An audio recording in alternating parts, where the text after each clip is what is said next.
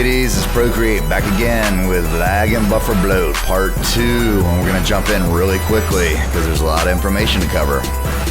Okay, so people are having problems with lag and online gaming, particularly Call of Duty as a Twitch shooter. Things happen fast, so any fraction of a second is life or death. And there's a lot of times where you feel you've been screwed by the connection, which is 99% of the time, right? Only 1% of the player is better than you. I got a graph to prove that.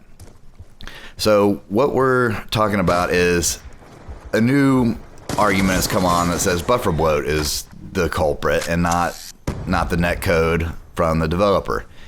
I'm not sure how true that is, but what I did find in looking at all this was a product called Lagbuster, and it is basically a gatekeeper for your network traffic. Now, if your Xbox is hooked up directly to the modem, then it's not going to do a damn thing for you. It controls the outbound traffic data packs to reaching the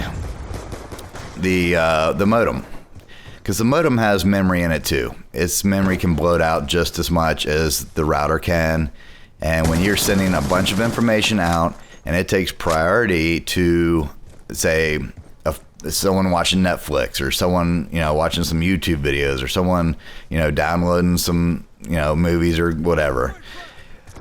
If you start adding a realistic network into your life where you have 5 computers on it and you're trying to play video games at the same time, that's where a product like this would come in. And it's a gatekeeper for the modem, and it keeps the modem's buffer completely empty, and it gives priority, a quality of service to the gaming over the rest of the traffic.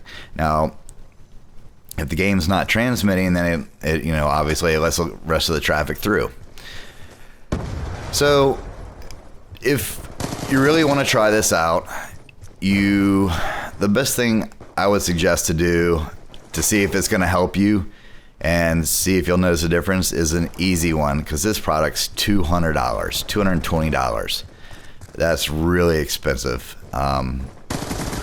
So the easiest way to see if this is something for you is to take off the Xbox off the network and go directly into your modem.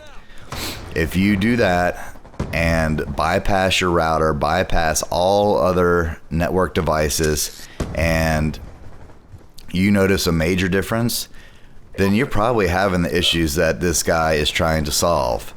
And what he is doing that quality of service doesn't do is quality of service basically gives you priority to your Xbox. It gives you, a data stream.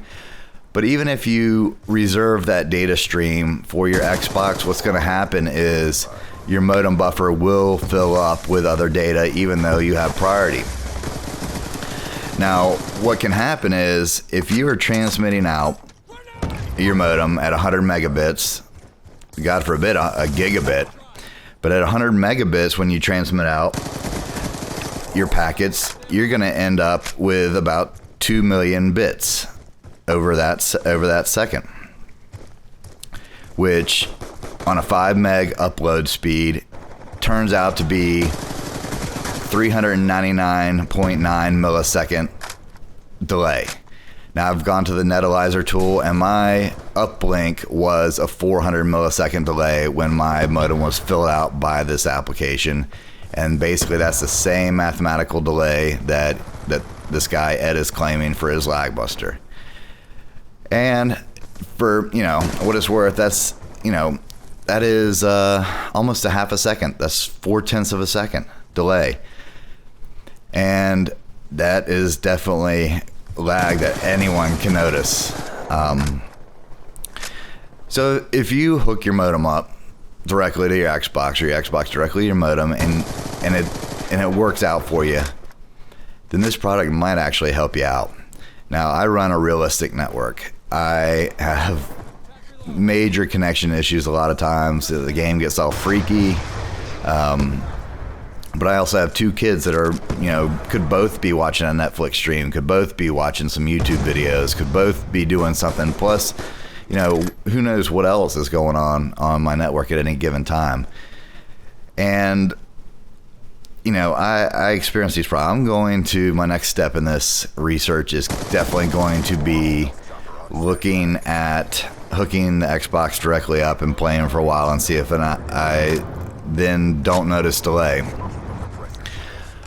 And there's basically three parts here. There is the developer netcode, which is what deals with the... Look at it. Almost missed that guy.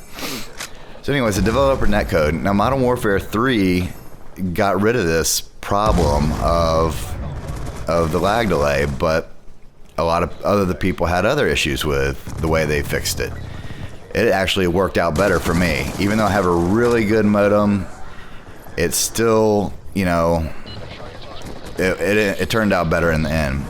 So we're going to discuss a little bit more and more of this and see where we go from here. I'm going to do some testing on my end with the direct connection of the modem, but that's not realistic for my everyday life, so I can't unfortunately keep it that way. So I went 19-2 on this, and hope you enjoy. Hit like if you like, subscribe if you want to see more. Until next time, see you.